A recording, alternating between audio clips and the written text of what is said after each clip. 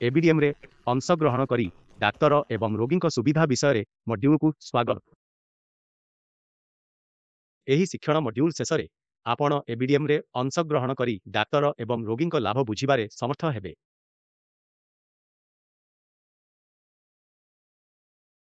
आमे आगो को बढ़िबा पूर्वरु आसंतु एबीडीएम विषय रे तांकर चिंताधारा विषय रे जणे डाक्तरन को सुनिबा।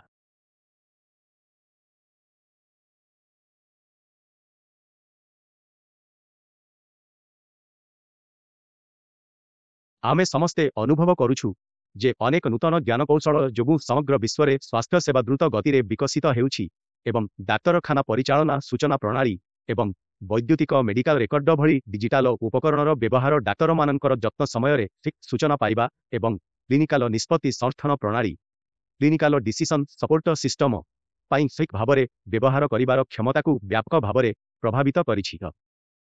National accreditation board for hospitals and health care providers नभर अध्यक्ष होइथिबारु मु नभ व्यवस्था एवं प्रक्रिया मध्यरे डिजिटल हेल्थ फोकस चलाइबाकू आग्रही। नभ जातीय स्वास्थ्य प्राधिकरण नेशनल हेल्थ अथॉरिटी न एवं Ayushman Bharat digital mission ABDM भली संस्था सहित आमर योजना को सामग्रिक न एवं एबीडीएम रो प्रयास सहित जोड़िबा पई घनिष्ठ भाव में कार्य करुछि। यह डाक्तरखाना एवं समस्त स्वास्थ्य सेवा प्रदानकारी अनेक सुविधा आनी थाए। उदाहरण स्वरूप रोगी माने वैद्युतिक माध्यम अपॉइंटमेंट करिपारिबे। थरे रोगी अपॉइंटमेंट समाप्त करिबा परे सॉफ्टवेयर अति सहजरे स्वतःस्फूर्त भाव में तथ्य को वैद्युतिक भाव में संक्षिप्त एवं विनिमय करिपारिबो। थरे दाबी दाखल एवं परिशोध दाखल करिबा परे साधारण प्रशासनिक बोझ डाक्तरखाना स्तर में बहुत ह्रास पाइब। किंतु यह केवल डाक्तरखाना रे संभव जदि डाक्तरखाना एबीडीएम प्रणाली एवं सर्टिफिकेशन रे संयुक्त होइछि। एही उपाय रे डाक्तरखाना गुड़िक सेमानंकर मानव संबल सेमानंकर एचआर एवं अन्यान्य संबल को सर्वाधिक संभाव्य भाव में व्यवहार करिवे। मु समग्र देश में आमर समस्त डाक्तरी सहकर्मी डाक्तरखाना एवं स्वास्थ्य सेवा प्रदानकारी को बुझिबाकू अनुरोध करुछि। एबीडीएम प्लाटफर्म एहार प्रणाली एवं एहाकू किपरि ग्रहण करिवे।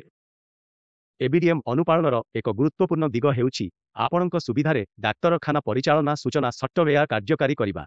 मु बुझी पारुछि जे एहा करिबा पई किछि परिश्रम आवश्यक होई पारे, किंतु आपणक डाक्तरखाना एवं क्लिनिक पई दीर्घकालीन लाभ हेबो। एही नूतन व्यवस्था रोगी सेवारे उन्नति आनिबा व्यतीत स्वास्थ्य सेवा प्रदानकारी मानकू दक्षता वृद्धि पई नूतन उपकरण ग्रहण करिबाकू अनुमति देव।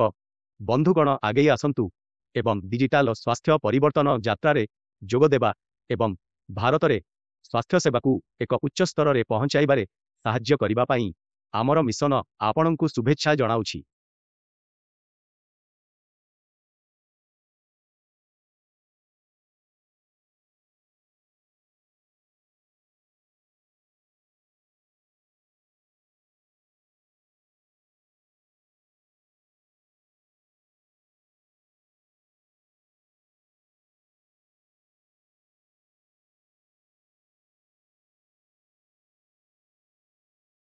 आसंतु एक उदाहरण देई बुझिबा। राहुलंक मांक बाम आंठुरे जंत्रणा हेबा सह चालिबारे असुविधा हेउछि। राहुल तुरंत तांक व्यक्तिगत स्वास्थ्य रेकर्ड एप्लिकेशन आप माध्यम रे तांक अंचल रे एक स्पेशालिटी क्लिनिक किंबा डाक्तरखाना संधान करंती। जेतेबेले तांक आखपाखरे एबीडीएम अधीन रे पंजीकृत होइथिबा डाक्तर रसीदंक जांच होइथिबा क्लिनिक एवं विशेषज्ञ डाक्तरंकु देखिले से आश्वस्ति प्रकाश करंती।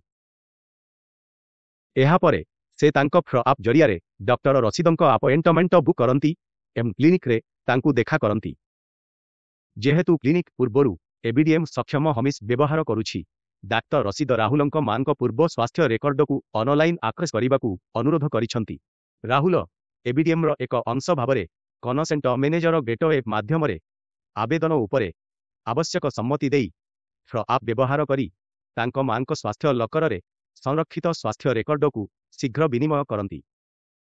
डॉक्टर रसीद राहुलंक मानकू परीक्षा करी तांक पूर्व रेकर्डर आकलन करंती। सूचनार विश्लेषण करिबा परे डाक्टर रसीद राहुलंकू तांक मानकू जिला डाक्तरखाना को नेबाकू परामर्श दियंती, जहा कि एक एबीडीएम अंश ग्रहणकारी केंद्र अटे।